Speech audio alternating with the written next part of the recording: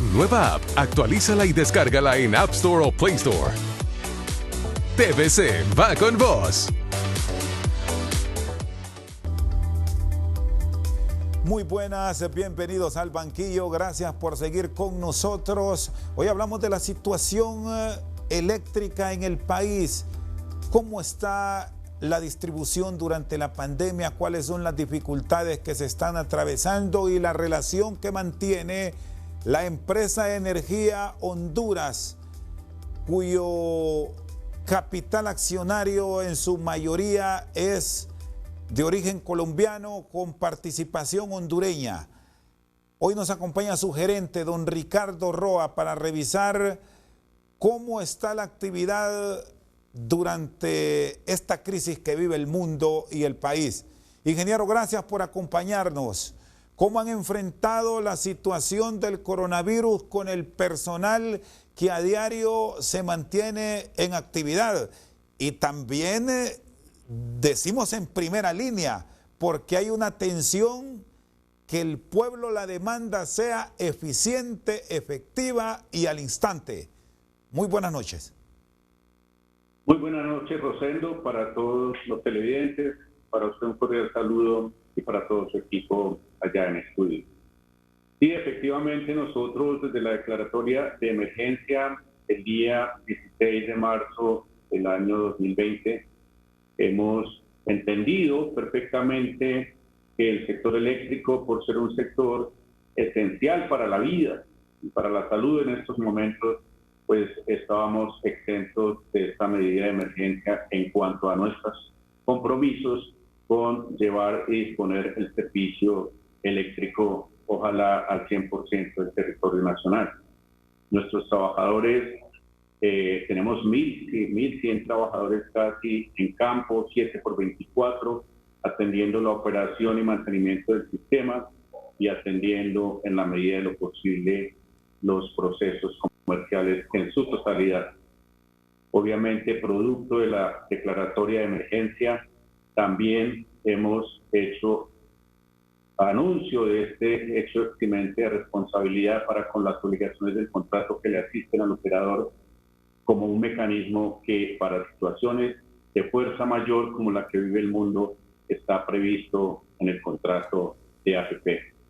Hasta Tenemos hoy. una situación un tanto complicada también con nuestros operadores. Prácticamente el 10% de nuestros trabajadores ha sido dictaminado positivo con el contagio del virus. Ya son 160 casos que en total tenemos de trabajadores con el contagio, de los cuales por fortuna ninguno en situación crítica y prácticamente de los cuales ya 85 trabajadores han sido reincorporados a la operación y los demás están en aislamiento y con tratamiento y con las medidas de prevención adecuadas.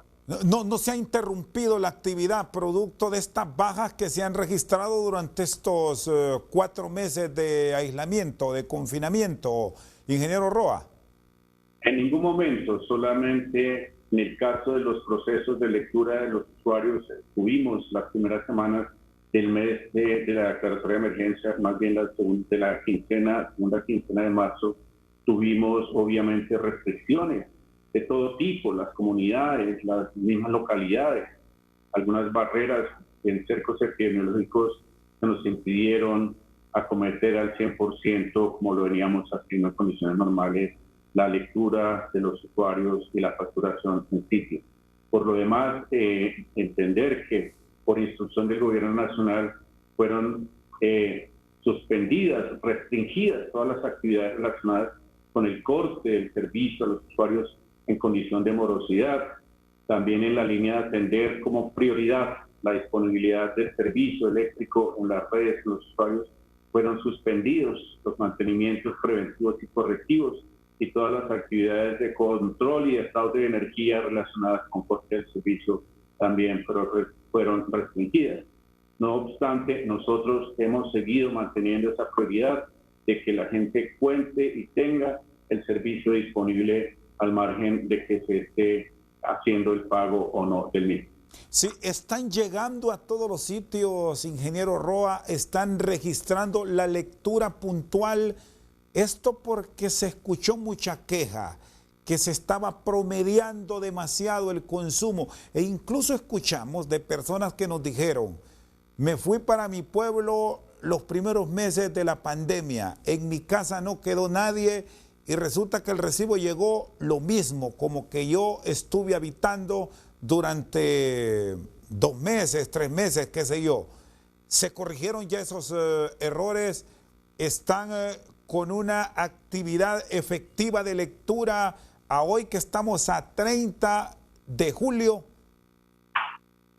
Sí, Rosendo, sí tuvimos un momento muy crítico en estos tiempos, sobre todo en el corte de marzo y al corte de abril, donde tuvimos, por las condiciones que ya mencioné, las restricciones, las barreras, los cercos epidemiológicos, no pudimos acceder a los sitios de los clientes a hacer la lectura en sitio, y ahí hicimos uso de una figura establecida en el Acuerdo 028 de la CRE, que es el reglamento eléctrico expedido este año, según el cual el operador podía acudir a esta figura de los promedios. Eso ya pasó, digamos que esta situación en realidad a la fecha hemos ajustado todos los usuarios, 339.000 usuarios del sector residencial, y prácticamente fueron rectificados en favor de estas facturas unos ajustes equivalentes a 25 casi millones de kilovatios hora de energía en el monto ajustado de 126 millones de lempiras en favor de los usuarios. Y fueron hechas también unas rectificaciones en favor de la ENE de 241.000 usuarios, una energía como de 9.3 millones de kilovatios y una facturación cercana a los 50 millones de dólares. De modo que en el neto lo que estamos viendo es que sí había unos usuarios a los cuales el promedio les afectó y otros en favor de la ENE, y a otros en favor del ajuste que se hizo en favor de los usuarios. Ya el corte de junio fue una situación bien distinta, ya solo tuvimos 500 casos de usuarios en los que fue imposible el acceso al medidor y fueron facturados por promedio invocando el artículo 61 del Acuerdo 028 de la. Y los créditos en este caso, cuando ustedes reconocen que hay un error en el promedio que se tomó, ¿ya se le reembolsó? Usando este término de reembolso a los usuarios, porque entendemos que lo que se genera es un crédito a favor del abonado. ¿Eso ya se hizo efectivo en las facturas de junio? ¿Se va a corregir en la facturación de julio? ¿Cómo están trabajando esa área?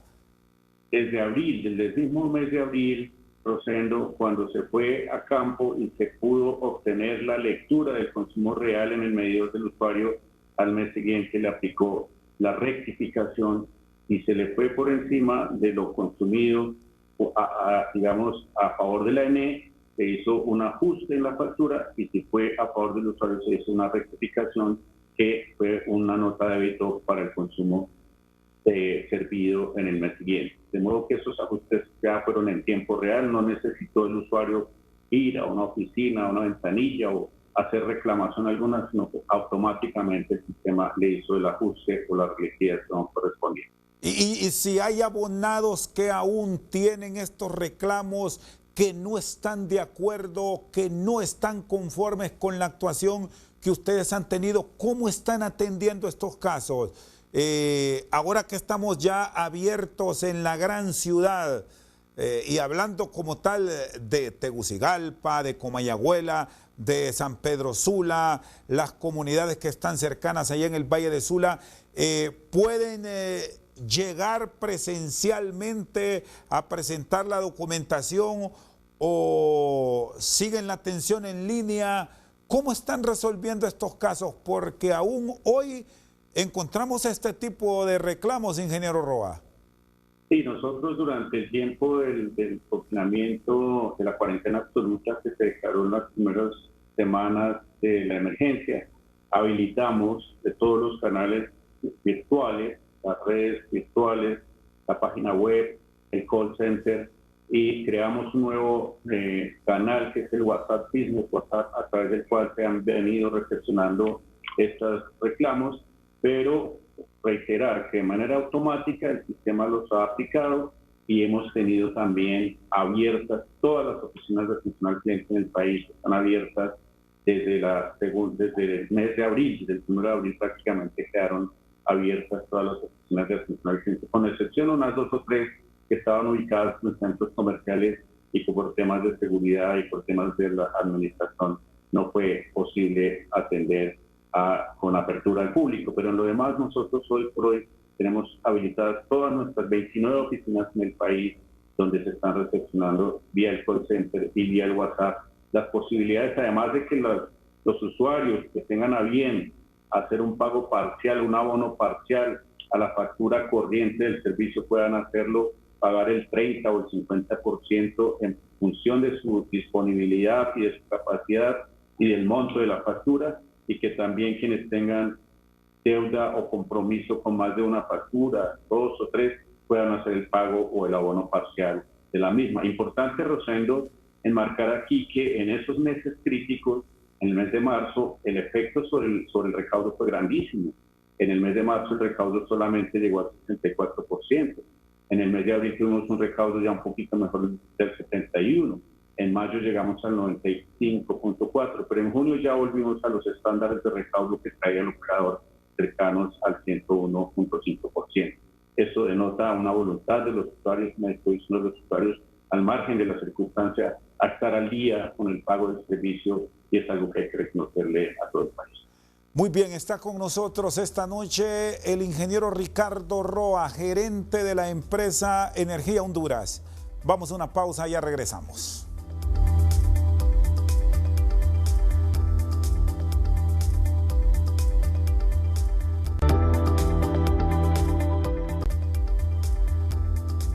Seguimos al banquillo con el ingeniero Ricardo Roa. Me dice que ya la última facturación ha entrado dentro de la normalidad el pago, pero sabemos de las dificultades que está enfrentando gran cantidad de abonados.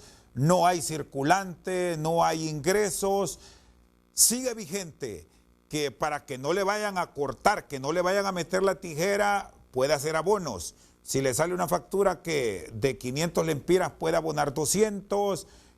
¿Cómo lo están manejando, ingeniero? Sí, importante, Rosendo, que sepan los televidentes que siguen vigentes el decreto legislativo con las condiciones y los beneficios de la amnistía para usuarios que entraron en condición de morosidad en el pago del servicio. Obviamente, antes de la pandemia, de la declaratoria de emergencia, se venían haciendo labores de presión para que los usuarios pagaran el corte del servicio, pero en estos momentos sin hacer el corte del servicio, y sumado a esa flexibilización que hemos logrado aprobación de la ENE para que los usuarios puedan hacer esos abonos parciales al pago de la factura, hemos registrado, como les mencionaba, un buen nivel de recaudo. Eso es algo que destacar y que reconocer. Entendemos que la situación de muchos sitios, comercios, de industrias, de personas que no tienen en este momento una fuente de ingreso es delicada. Los usuarios esperaban de parte de las autoridades alguna medida de alivio, como se hicieron en el resto del mundo, pero desafortunadamente hay que entender también que la difícil situación deficitaria y financiera que atraviesa la estatal energética no le permite implementar ni darle instrucción al operador de aplicar ninguno de esos planes distintos a lo que ya mencioné. Ahora, ingeniero Roa, hay sitios donde sí han llegado las cuadrillas y están cortando. ¿Qué promedio de abonados siguen en esa desagradable situación? No, Rosendo, nosotros hemos acatado plenamente la instrucción del gobierno que fue oficializada a través de la instancia de decisión del operador, que es el Comité Técnico de Fideicomisos por la ENE, instrucción que estamos acatando de no suspender ni cortar el servicio a ningún usuario, independiente de la condición de mora o de fraude en la que se encuentre.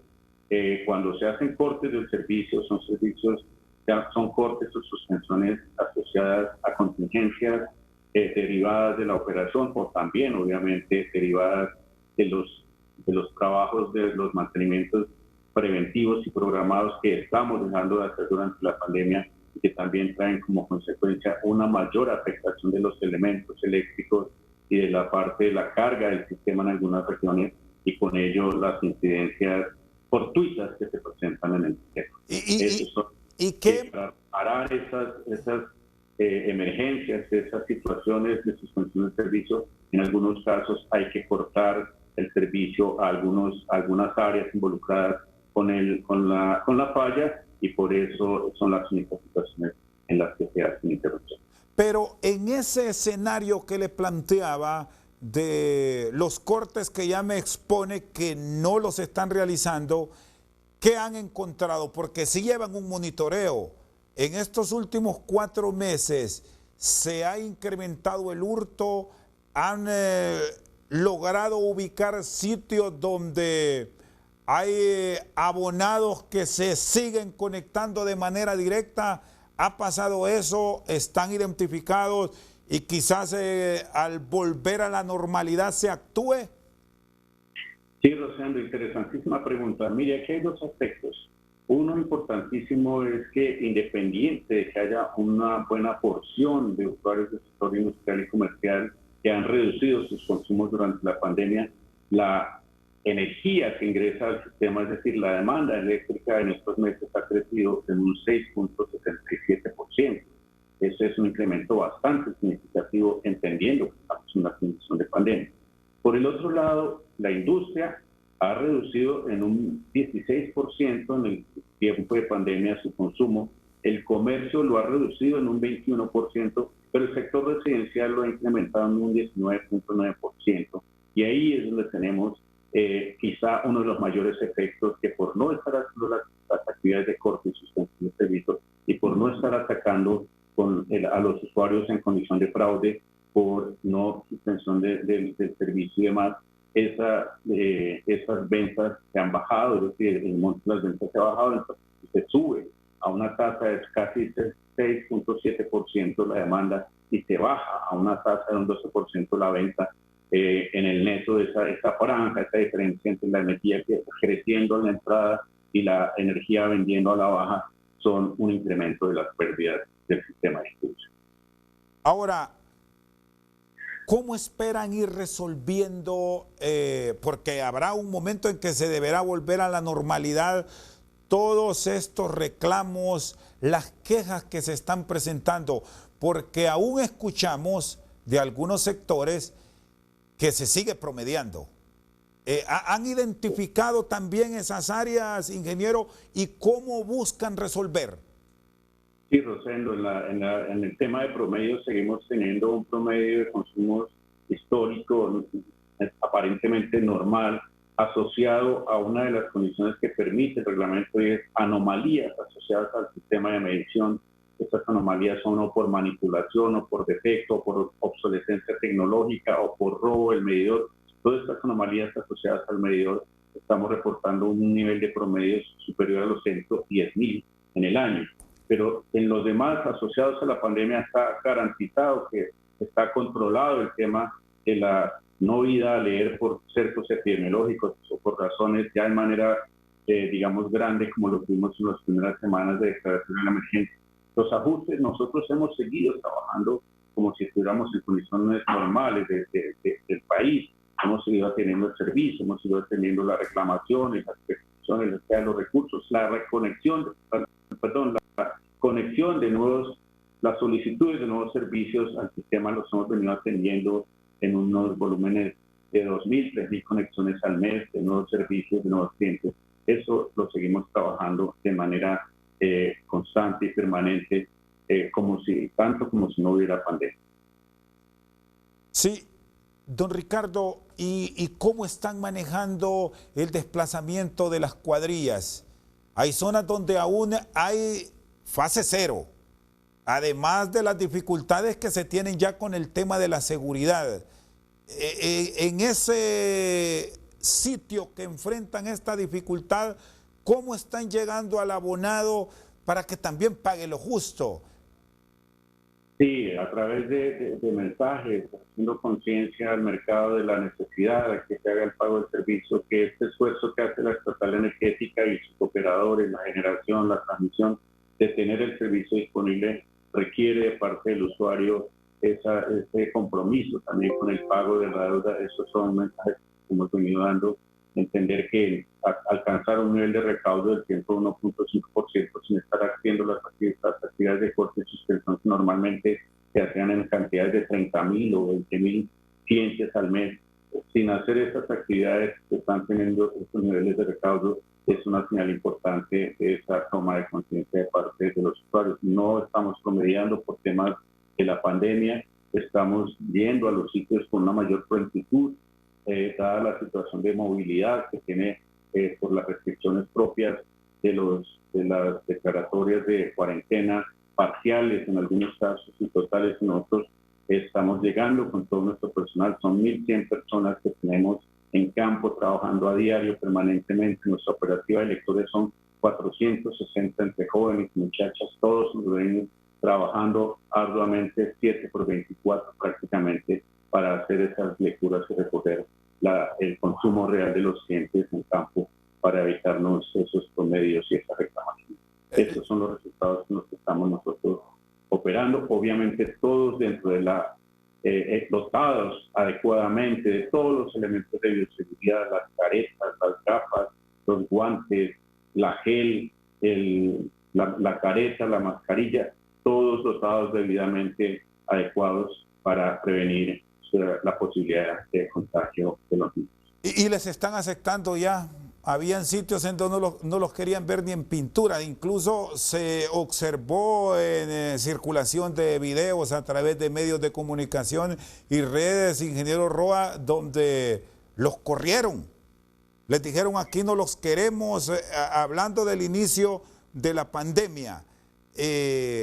No deseaban ver personal de EH, incluso hasta hubo destrucción de equipo, casi que hasta quema de vehículos. ¿Cómo ha ido? Sí, inicialmente tuvimos bastante restricción, luego se fue vinculando poco a poco las mismas comunidades con nuestros sectores sociales, los acercamientos con las autoridades locales y municipales, y la policía también nos ha ido acompañando en los sitios de mayor complejidad. Y yo creo que aquí hay que reconocer también que los usuarios han entendido la necesidad de tener el servicio, de disponer del servicio y con ello todo lo que detrás conlleva atender estos procesos para que estemos en condición de normalidad relativa, al menos en lo que hace a la prestación del servicio y todas sus actividades relacionadas.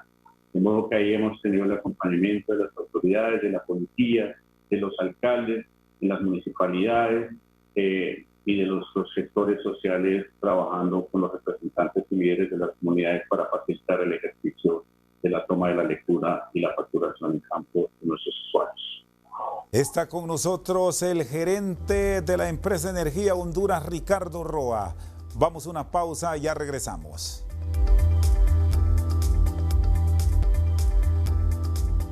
Seguimos al banquillo con el gerente de la empresa Energía Honduras, don Ricardo Roa. ¿Cómo está la relación con el Estado, con la NE propiamente? Ustedes en las últimas horas se han presentado al Ministerio Público y han advertido que pueden venir demandas. ¿Qué es lo que ha ocurrido, ingeniero? Bueno, ese tema está, digamos, pasando por una discusión más en lo mediático que en las instancias técnicas y correspondientes de discusión y de decisión de la operación de EH. En últimos días hemos conocido y también ha sido público, manifestado por miembros de la Comisión Interventora de la ANE, en cabeza de su presidente actual, algunas intenciones que tiene esta comisión para, y lo han dicho, neutralizar al inversionista operador, para neutralizar las acciones de demanda que en su concepto o en su opinión tenemos en contra del Estado, y aclararlos en lo que a hoy nosotros no tenemos instaurada demanda alguna en contra del Estado por ningún motivo.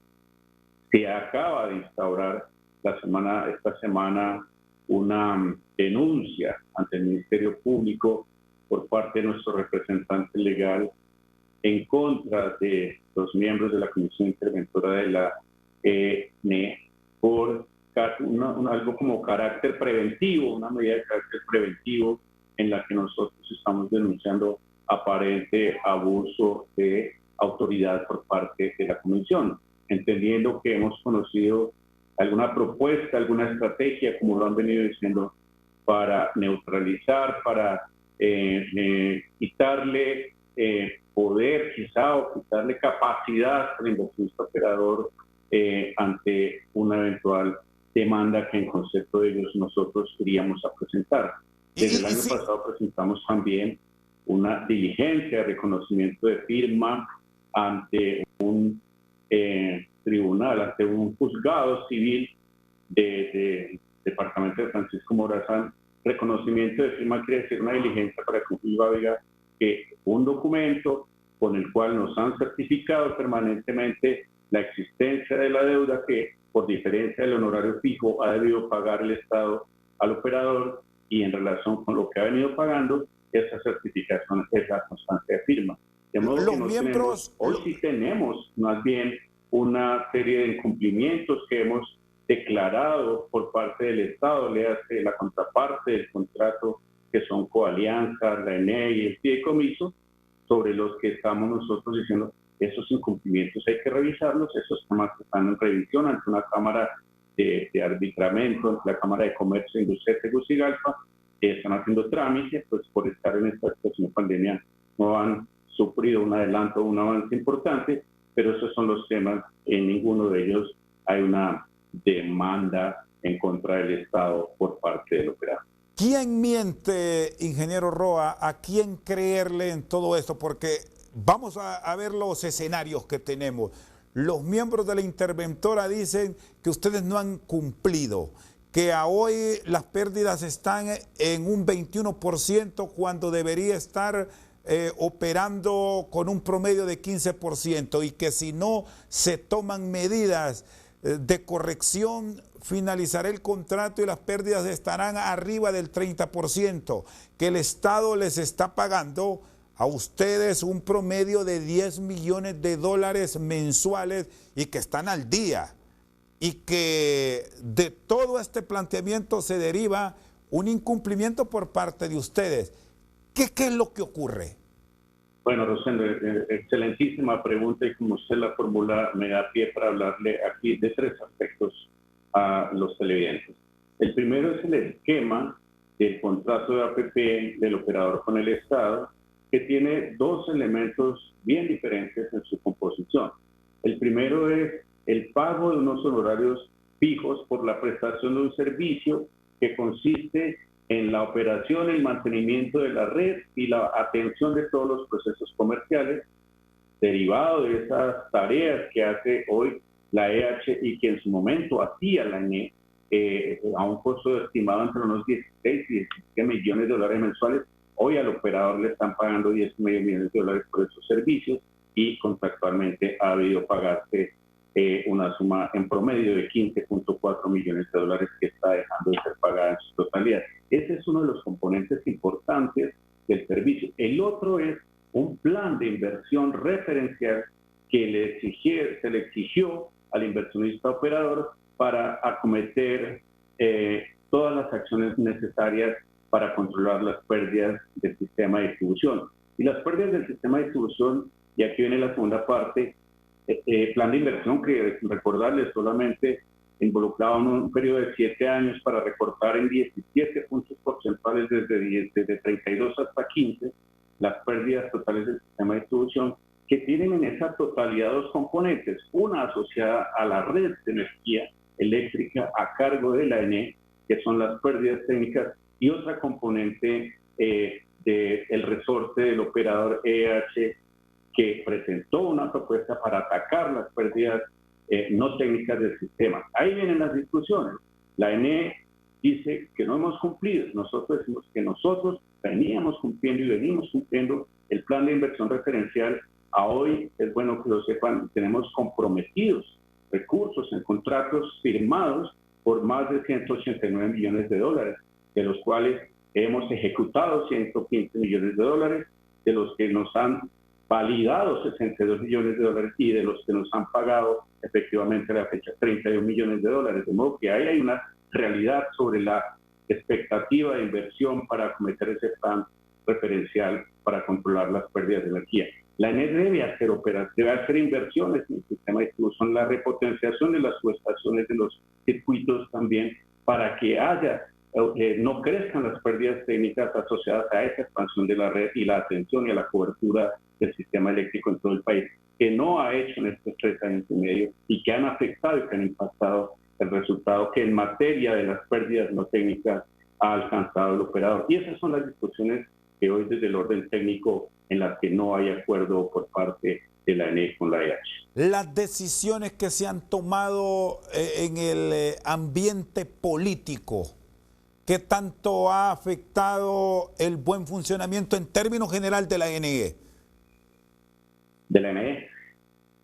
Bueno, yo creo que ahí tenemos un problema grande y es el problema de la ENE no es la EH. Yo sí creo que hay que hacer aquí una toma de conciencia real frente a los avances y a los logros y a los hitos que ha marcado en materia de la mejora de la calidad del servicio, de la atención al servicio.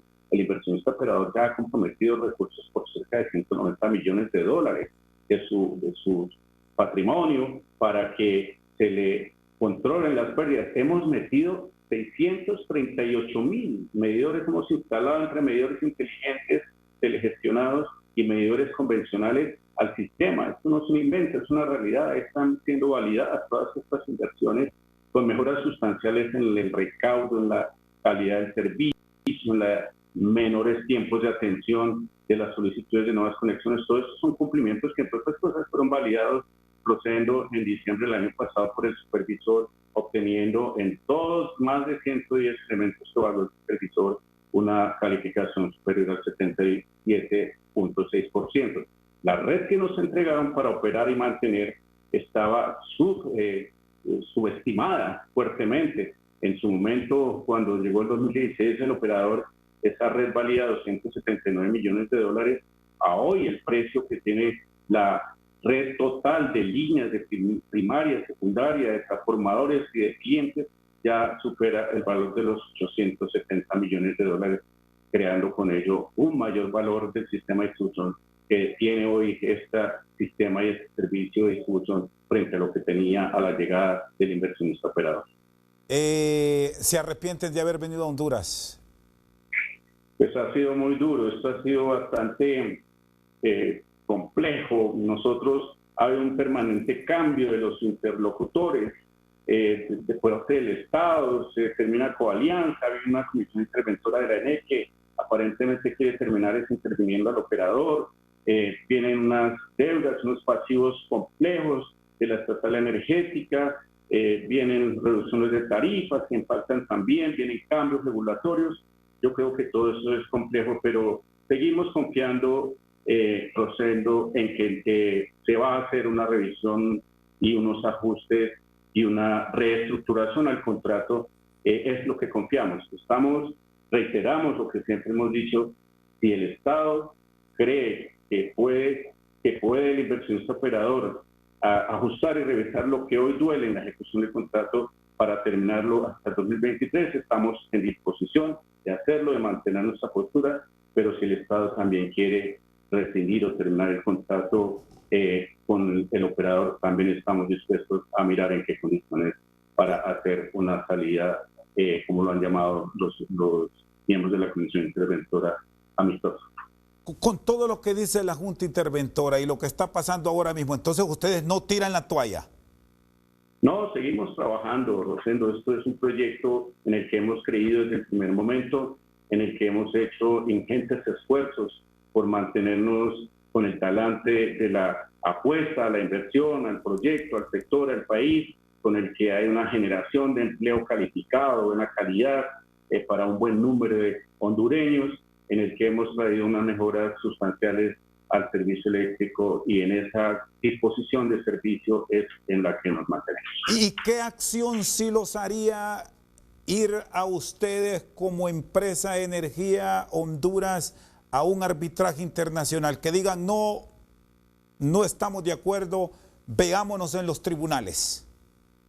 Sí, obviamente es una de las situaciones en las que, ya que la Comisión Interventora en cabeza del licenciado Perdomo ha AISO están listos y preparados para transitar en cualquiera de las 3 vías que tiene la salida de este contrato. Nosotros también estamos preparados y dispuestos a transitar por estas vías y también con todos los soportes y análisis y manifestaciones de incumplimiento que por parte del Estado han hecho complejo la toma o los resultados en las proporciones en que el inversionista operador tiene obligación de llegar a cada uno de estos indicadores de manera adecuada al final del contrato. Estamos en esa misma línea.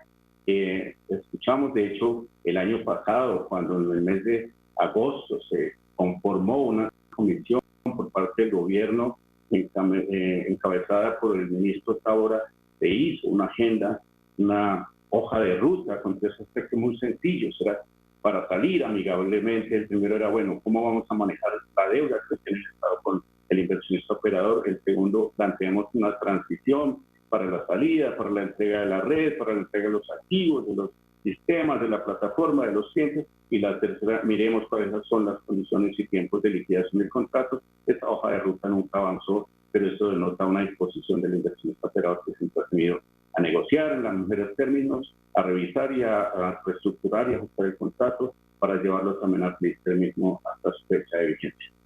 Está con nosotros esta noche al banquillo el gerente de la empresa Energía Honduras, Ricardo Roa. Vamos a una pausa y ya regresamos.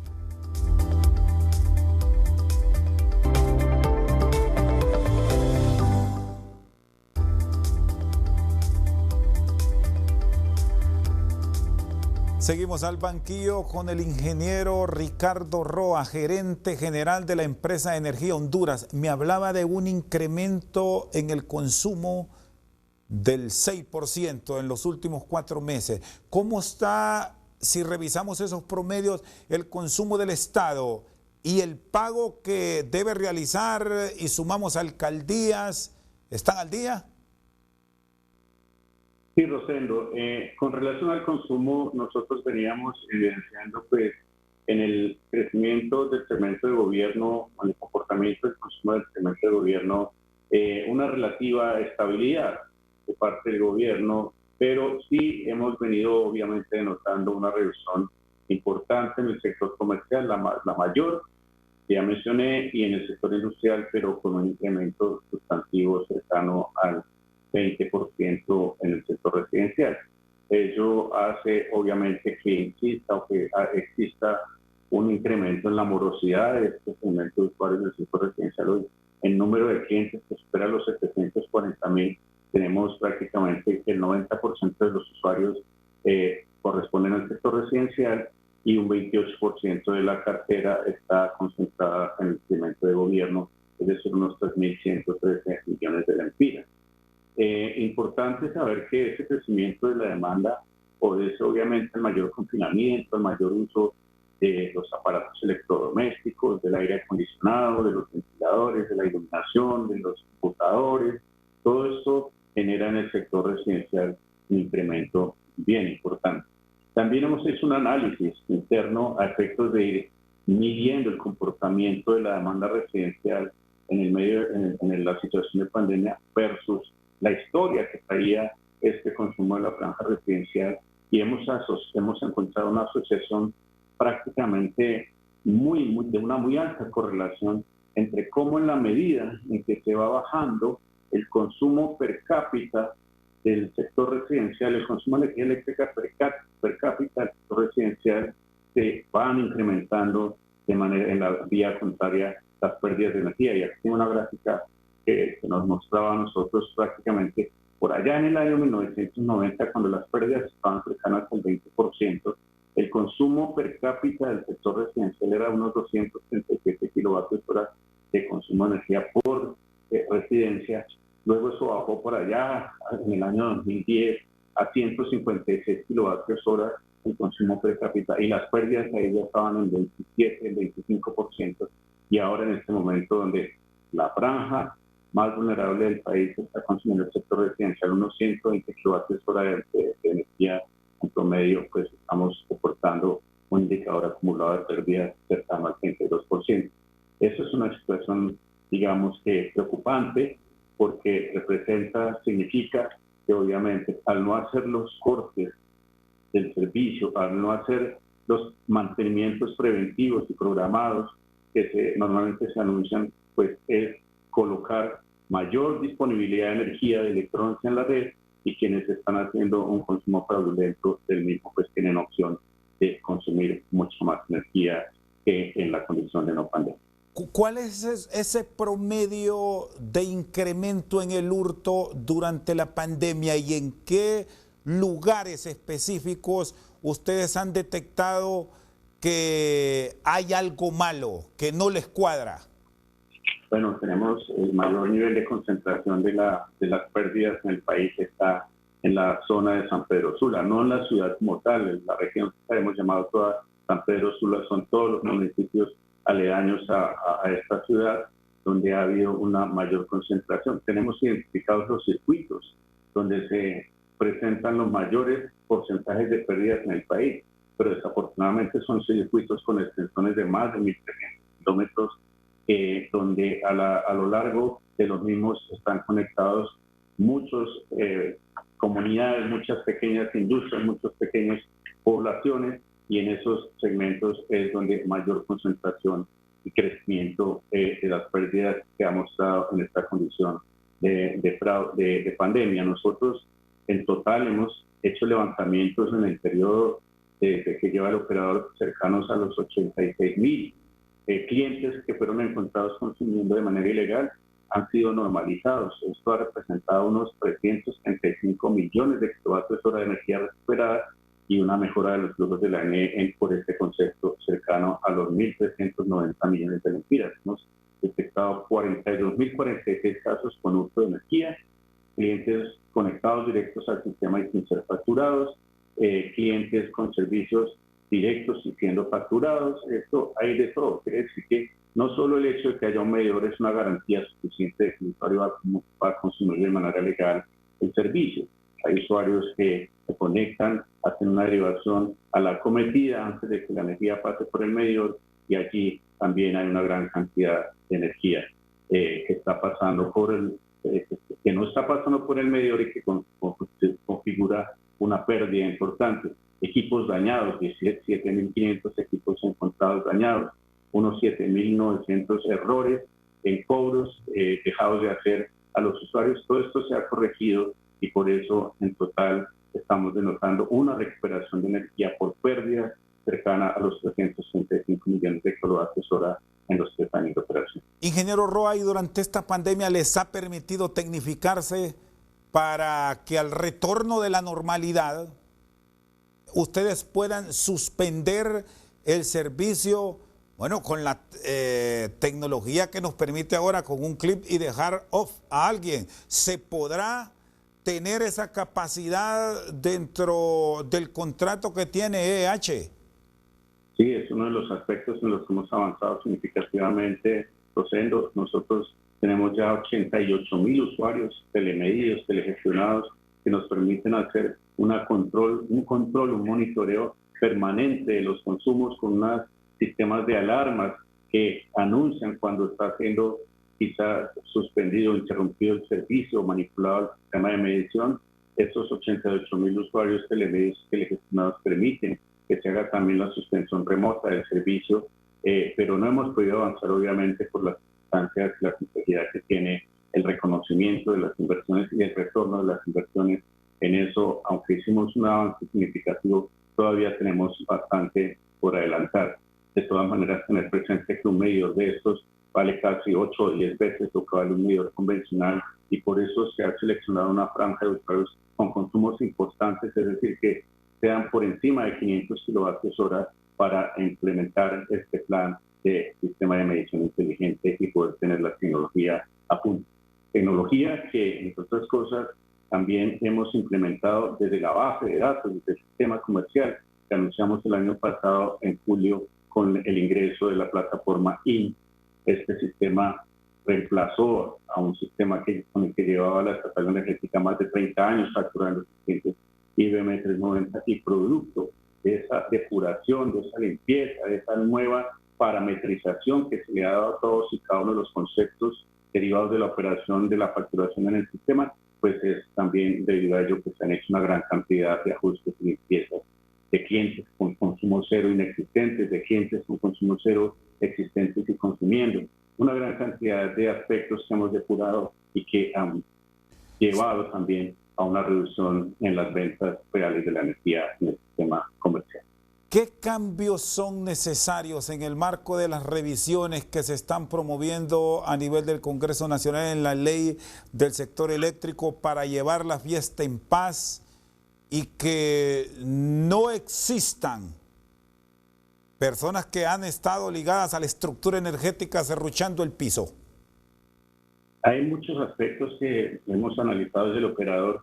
El primero de ellos es la necesidad de establecer una institucionalidad sólida, robusta, desde las reglas de las regulaciones pedidas por la CRE, mediante la cual se penalice y se judicialice de manera efectiva el fraude de energía y el uso ilegal de la energía en el país. Ese es un primer aspecto sobre el que hay que hacer una revisión profunda desde la ley, desde el reglamento eléctrico, desde la regulación de la CRE y desde el Código Penal, para que se haga una judicialización, una penalización más adecuada y un levantamiento más fácil, un reconocimiento más fácil de los clientes en condición de irregularidad en el país. Segundo, hay que focalizar el sistema de subsidios. A la estatal energética le cuesta cerca de $50 millones al año la aplicación de subsidios desenfocados hacia la pobreza y hacia la condición de pobreza de la gente. Un usuario, cualquier usuario, se le subsidia hasta los 150 kilovatios de energía, independiente de su nivel de ingreso y de su capacidad de pago. De modo que ahí hay una focalización importantísima que hay que hacer en el sistema de subsidios. Hay que volver viable la actividad de transmisión, volver viable la actividad de distribución vía una reforma y una revisión estructural a la tarifa, vía una reforma estructural a la incorporación de las pérdidas a la estructura tarifaria también. Todo esto denota unos cambios y unas reformas sustanciales tanto a la ley eléctrica como al reglamento, como a la regulación que establece el ente regulador. Ingeniero, le agradezco, muy amable por habernos acompañado. Rosendo, usted muy amable por el espacio, y a los oyentes, televidentes, un cordial saludo y buenas noches. Esta noche con nosotros al banquillo el gerente general de la empresa Energía Honduras. Por su sintonía, muchas gracias.